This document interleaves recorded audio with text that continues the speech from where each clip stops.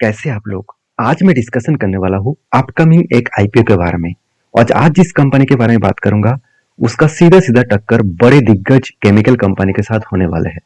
क्योंकि ये जो कंपनी है इसका नाम है स्टालिन इंडिया लिमिटेड। ये बेसिकली एक केमिकल इंडस्ट्री से बिलोंग करते हैं। तो एक केमिकल प्रोडक्ट बनाते हैं। तो इस कंपनी का सीधा सीधा टक्कर होने वाला है एसआरएफ जैसे कंपनी, नवीन फ्लोरेंस जैसे कंपनी। इस तरीके से बड़े दिग्गज कंपनी के साथ टक्कर देने वाला एक आईपीओ आ रहा है। तो क्या सचमुच इस आईपीओ में स्टेबिलिटी है? क्या इस मार्केट के खराब सिचुएशन में भी इस तरीके से कंपनी स्टेबल मतलब स्ट्रेंथ रख सकते हैं? क्या अच्छा खासा आईपीओ लिस्टिंग हो सकते हैं? पूरा डिटेल्स में जानकारी यहाँ पे देने वाला हूँ। कंपनी का फाइनेंशियल से लेकर कंपनी क्यों आईपीओ लेके आ रहा है, उसका कंपेटिटर के साथ इसका कितना डिफरेंस है, सब कुछ मैं इस वीडियो में डिस्कशन करूंगा। क्योंकि मैंने पिछले वीडियो में जितने सारे आईपीओ के बारे में चर्चा किया हूँ वो सारे आईपीओ अच्छा खासा एक लिस्टिंग देखने को मिला। जिस तरीके से मैंने आपके साथ डिस्कशन किया था वही उसी तरीके से लिस्टिंग देखने को मिला है। तो उसी तरीके से मैं इस वीडियो में आपको इस कंपनी के डिटेल्स में चर्चा करूंगा। तो चलो सबसे पहले मैं कंपनी के प्रोडक्ट के बारे में चर्चा करता हूँ। देखिए कंपनी का प्रोडक्ट है equipment and sprays for the ACR industries. तो एसीआर इंडस्ट्रीज में जो स्प्रे किया जाता है तो वो कंपनी बनाते हैं। साथ ही साथ रेफ्रिजरेंट्स एंड जो फ्लोरियंस है तो उसके ऊपर कंपनी काम करते हैं। साथ ही साथ सेमीकंडक्टर, इलेक्ट्रॉनिक्स एंड स्पेशलिटी जो गैसेस है वो कंपनी बनाते हैं। देखिए सेमीकंडक्टर के ऊपर भी कंपनी काम कर रहा है जिसका आज मार्केट में जितना डिमांड है फ्यूचर में कई गुना ज्यादा बढ़ने वाला है। इस चीजों को आप अभी से याद रखिएगा। सेमीकंडक्टर का सबसे ज्यादा मार्केट डिमांडेबल है। क्योंकि मैं एक और साथ ही साथ इलेक्ट्रॉनिक्स प्रोडक्ट मैं एक बार आपको दिखा भी देता हूँ। आप अगर गूगल में जाकर सेमीकंडक्टर डिमांड अगर सर्च करेंगे तो आप सीधा सीधा आपको देखने को मिलेगा 2032 के अंदर अंदर $100 बिलियन का टोटल मार्केट हो जाएगा। $100 बिलियन। तो इतना डिमांडेबल है इस प्रोडक्ट के। और इतना डिमांडेबल होने के कारण इस प्रोडक्ट के ऊपर अच्छा खासा ग्रोथ भी आने वाला है। तो इसीलिए मैं आपको पहले ही बता चुका हूँ कि देखिए जिस तरीके से चार्ट आपको देखने को मिला 2023 में जो डेटा देखने को मिला है वो $34 बिलियन का। और 2033 में वो बन जाएगा $214 बिलियन का। तो सोचिए कितना बड़ा कैपेसिटी बनने वाला है, वो भी इंडिया में। मैं बाहर की कंट्रीज के बारे में नहीं बात कर रहा हूँ। तो ये डेटा मैं इसीलिए दिखा रहा हूँ क्योंकि जिस कंपनी जो कंपनी सेमीकंडक्टर इंडस्ट्रीज के ऊपर काम करेंगे उसका ग्रोथ बहुत तेजी से होने वाला है। साथ ही साथ देखिए कंज्यूमर जो कैंस वगैरह, रेफ्रिजरेंट वगैरह, पेंट्स इंडस्ट्रीज में भी इसका केमिकल यूज किया जाता है। तो देखिए किसी भी कंपनी के ऊपर काम करने से पहले उसका बिजनेस के बारे में, उसका जर्नी के बारे में अगर आपको पता नहीं है तो उस कंपनी के ऊपर काम करने से आपको फायदा शायद ना भी मिल सकते हैं। तो देखिए 30 साल की एक्सपीरियंस है इस फील्ड का। तो करीबन कंपनी स्टार्ट हुआ था 1992 में, तब से लेकर कंपनी बिजनेस कर रहा है। तो कंपनी एक्चुअली बता रहे कि 1998 में जो मतलब एस्टेब्लिश हुआ था HFC Dubling and bottle manufacturing में, सॉरी वोटिंग फैसिलिटीज। तो बेसिकली देखा तो 1992 में कंपनी बिजनेस को स्टार्ट किया था। तो इस कंपनी के ऊपर बाकी डिटेल्स हम लोग यहाँ पे देखेंगे इस ऑफिशियल वेबसाइट में, जिस ऑफिशियल वेबसाइट के डिटेल्स में आपको नीचे दे दूंगा। तो यहाँ पे कंपनी के डिटेल्स एक बार चेकआउट कर लेते हैं। सबसे पहले कंपनी के अबाउट सेक्शन में चले जाते हैं। देखिए कंपनी स्टार्ट हुआ था 2002 में। एक्चुअली बताया जा रहा है कि कंपनी का मेनली बिजनेस स्टार्ट हुआ 2002 में, जो ग्रोथ होना शुरू हुआ। तो कंपनी के एक्चुअली स्टेलिन इंडिया जो फ्लोरोकेमिकल्स लिमिटेड है वो बेसिकली सेलिंग करते हैं रेफ्रिजरेंट एंड इंडस्ट्रियल जो गैसेस है उसको कंपनी बनाते हैं और बेचते भी है। देखिए कंपनी का जो प्राइमरीली बिजनेस है वो भी आप देख सकते हैं, जो बिजनेस में पहले ही आपके साथ शेयर कर चुका हूँ। तो कंपनी के मेनली जो बिजनेस है वो कहाँ पे है, आप इसका जो प्लांट है वो बेसिकली महाराष्ट्र में है, राजस्थान में है, तो इस तरीके से हरियाणा में है और महाराष्ट्र में है। तो महाराष्ट्र, हरियाणा और राजस्थान इस तीनों जगह पे कंपनी का मेनली फैक्ट्रीज देखने को मिल जाएगा। तो कंपनी का स्ट्रेंथ क्या है, सबसे पहले स्ट्रेंथ के बारे में जानने से पहले इसका प्रोडक्ट कहाँ कहाँ यूज हो रहा है वो देख लीजिए।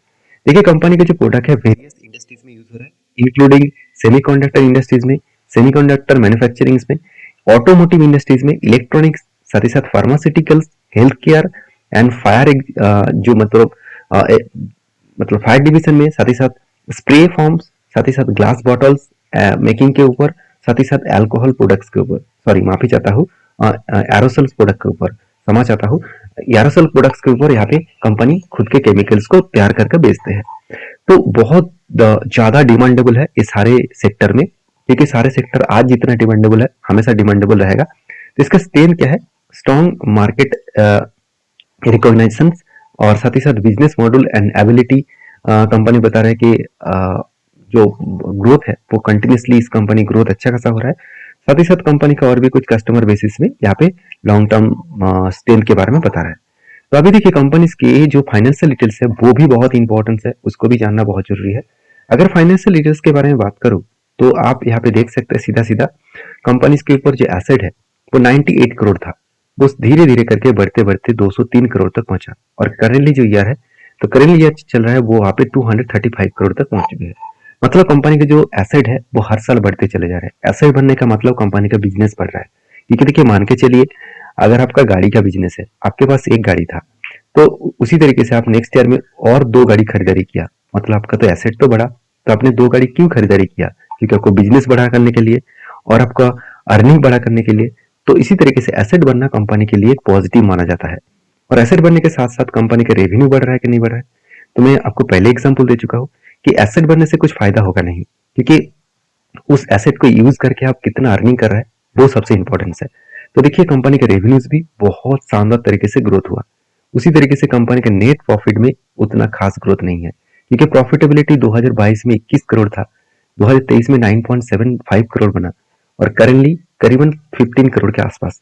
मतलब प्रॉफिट में जो ग्रोथ है वो कम होता देखने को मिला। नेटवर्क बढ़ा, कोई बात नहीं, नेटवर्क तो बढ़े, मगर कंपनी का जो कर्जा है वो बहुत हद तक बढ़ चुके हैं, बहुत हद तक। क्योंकि सिर्फ 2 करोड़ के आसपास कर्जा था 2022 में, सिर्फ 2 सालों में वो कर्जा बढ़ के हो चुके 65 करोड़ और करंटली तो 81 करोड़ तक पहुंच चुके हैं। तो इतना ज्यादा कर्जा कंपनी ले लिया। अभी कंपनी इस आईपीओ में क्यों आईपीओ लेकर आ रहा है वो समझना जरूरी है। सबसे पहले देखिए कंपनी का टोटल मार्केट कैप कितना है, करीबन 713 करोड़। और 713 करोड़ का कंपनी का मार्केट कैप है, जहां पे आरओई एंड आरओसी दोनों ही एक एवरेज लेवल के आसपास है। उतना हाई ग्रोथ भी नहीं है, उतना कम भी नहीं है। मैं पहले ही बता चुका हूँ कंपनी का डेप्थ बहुत ज्यादा है। कंपनी के पेट मार्जिन 6.25 है, यहाँ पे थोड़ा सा हाइक देखने को मिला। अर्निंग पर शेयर उतना खास नहीं है, क्योंकि पहले ही बता चुका हूँ कि कंपनी का जितना अर्निंग हो रहा है, जितना प्रॉफिट हो रहा है, उसके हिसाब से कंपनी का अर्निंग पर शेयर कम होगा। और पी रेशियो 37 है। याद रखिएगा इस चीजों को, पी रेशियो कितना हाई है बाकी कंपनी से मैं कंपेयर करूंगा। चलो एक बार आपको कंपेयर करके आपको दिखा भी देता हूँ। अगर इसका सीधा सीधा कंपेयर करूं नोबिन फ्लोरेंस के साथ, एसआरएफ के साथ, गुजरात फ्लोरोकेमिकल्स के साथ, ये तीनों company same to same product बनाता है, जिस तरीके से स्टर्लिंग इंडिया फ्लोरोकेमिकल्स बनाते हैं। देखिए सारे कंपनीज के जो अर्निंग पर शेयर है वो बहुत तगड़ा है, मगर ये जो कंपनी है जिसके आईपीओ आने वाले हैं, स्टेलिन इंडिया फ्लोरोकेमिकल, तो इसका जो अर्निंग पर शेयर है वो बहुत कम है, बहुत हद तक कम है। और पी रेशियो के बारे में बात करूं तो कंपनी के पी रेशियो अभी मैं कितना बताया था, 37 के आसपास। और बाकी कंपनीज के पी रेशियो कितना है, बहुत हाई है। इसका मतलब वैल्यूएशन के हिसाब से देखा है तो कंपनी का वैल्यूएशन बाकी कंपनी से कम है, एक अच्छी पॉइंट है कंपनी का। बाकी डिटेल्स भी देख लेते हैं। इस आईपीओ लेने का मेन मकसद क्या है? देखिए कंपनी बता रहा है इस आईपीओ लेने का जो मेन मकसद है कि कंपनी फंडिंग उठा रहा है, बेसिकली वर्किंग कैपिटल रिक्वायरमेंट, मतलब बिजनेस को बड़ा करने के लिए, बिजनेस में ग्रोथ करने के लिए कंपनी पैसा उठा रहा है। साथ ही साथ ये भी बता रहा है कि कंपनी फंडिंग इसीलिए उठा रहा है क्योंकि कंपनी का जो सेमीकंडक्टर का जो बिजनेस है, मतलब सेमीकंडक्टर के ऊपर जो स्पेशलिटी गैस और सेमीकंडक्टर के ऊपर जो प्रोडक्ट कंपनी बना रहा है, तो उसके लिए कंपनी जो महाराष्ट्र में जो इसका फैक्ट्रीज है वहां पे कंपनी मतलब कैपिटल को और भी ज्यादा एक्सपेंडिचर करने जा रहा है, क्योंकि रिक्वायरमेंट बढ़ चुके हैं, डिमांड बढ़ चुके हैं। उस डिमांड के कारण कंपनी इस फैक्ट्री में इन्वेस्टमेंट और भी करने वाला है। ये भी बता रहे कि funding capital expenditure requirement for refrigerant, और देखिए साथ ही साथ जो ब्लेंडिंग मतलब फैसिलिटीज है उसके ऊपर भी कंपनी फंडिंग उठा रहा है। मतलब देखा जाए तो आंध्र प्रदेश में जो फैक्ट्रीज है वहां पे कंपनी बिजनेस को और भी बड़ा करने के लिए, प्रोडक्शन को और भी बढ़ाने के लिए फंडिंग इशू कर रहा है। मगर एक दिक्कत वाला मुझे बात यहाँ पे लगा, कंपनी खुद के जो कर्जा है उसको कम करना चाहिए था, क्योंकि कंपनी पहले ही प्रॉब्लम में है। क्योंकि ये जो प्रॉफिट अर्निंग कम हुआ है उसका सीधा सीधा मतलब मुझे जो देखने को मिला वो है कर्जा। अगर कर्जा कम होता तो यहाँ पे प्रॉफिट मार्जिन बहुत ज्यादा होते, क्योंकि कर्जा बढ़ चुके हैं उसके मतलब उसका प्रॉफिट मार्जिन यहाँ पे खा रहा है। तो ये मुझे बहुत बड़ा वीकनेस पॉइंट लगा। तो यहाँ पे कंपनी को कर्जे को कम करने के लिए फंडिंग उठाना चाहिए था। तो फंडिंग जो कंपनी उठाया वो जो फंडिंग कंपनी उठाया तो वो कितना फंडिंग उठा रहा है मार्केट से खुद के बिजनेस के ऊपर इन्वेस्टमेंट करने के लिए। तो देखिए आईपीओ का जो टोटल डेट है 16 से लेकर 20 इसका डेट रहेगा। 16 से 20 तारीख को आपको आईपीओ ओपनिंग डेट रहेगा और इसके अंदर आपको आईपीओ को खरीदारी करना होगा। 10 का फेस वैल्यू के हिसाब से आपको 85 से लेकर 90 रुपीज के अंदर आपको खरीदारी करना होगा। तो एक सस्ते प्राइस में आपको ऑफर कर रहा है। 10 के फेस वैल्यू के हिसाब से बहुत सस्ता है क्योंकि कंपनी भी बहुत छोटा है। 165 टोटल इशू कर रहा है। तो टोटल जो मार्केट में इशू किया जा रहा है 165 शेयर्स का कुल मिलाकर 199 करोड़ के आसपास। तो करीबन 200 करोड़ के आसपास कंपनी फंडिंग मार्केट से उठाने वाला है और ये फंडिंग फ्रेश इशू में कितना जाएगा 160 करोड़। मतलब बिजनेस के ऊपर वो जो इन्वेस्टमेंट करने वाले हैं वो 160 करोड़ इन्वेस्टमेंट करेगा और 38 करोड़ कंपनी के प्रोमोटर के जेब में जाएगा। कोई बात नहीं, ठीक है, चलो कोई बात नहीं, कंपनी यहाँ पे ज्यादा से ज्यादा पैसा इन्वेस्टमेंट बिजनेस के ऊपर कर रहा है। तो इस आईपीओ का जो डेट है 16 तारीख ओपनिंग डेट है, 20 तारीख क्लोजिंग डेट है, 21 तारीख अलॉटमेंट डेट है और 22 तारीख इसका फंड रिफंड करने का डेट है और क्रेडिट होने का डेट है 22 तारीख और लास्ट डेट है 23 तारीख और कट ऑफ देखने को मिला करीबन 20 तारीख। तो ओवरऑल जो डेटा देखने को मिला इस डेटा के हिसाब से जो मुझे एक पॉइंट बाकी रहेगा वो है कंपनी का ग्रे मार्केट प्रीमियम। देखिए किसी भी आईपीओ के ऊपर खरीदारी करने से पहले उसका ग्रे मार्केट प्रीमियम देखना बहुत जरूरी है। अगर मैं 15 तारीख को ग्रे मार्केट प्रीमियम देखूं और 14 तारीख को देखूं दोनों का ग्रे मार्केट प्रीमियम 21 रुपीज था। मतलब 23% का जंप यहाँ पे कंपनी दिखा रहा है। मतलब जो आईपीओ का प्राइस है हाईएस्ट प्राइस है वहां से कंपनी 23% जंप होने का चांसेस है। ये ग्रे मार्केट प्रीमियम देखने को मिला है। तो मैं इस आईपीओ के ऊपर जरूर काम करने वाला हूँ।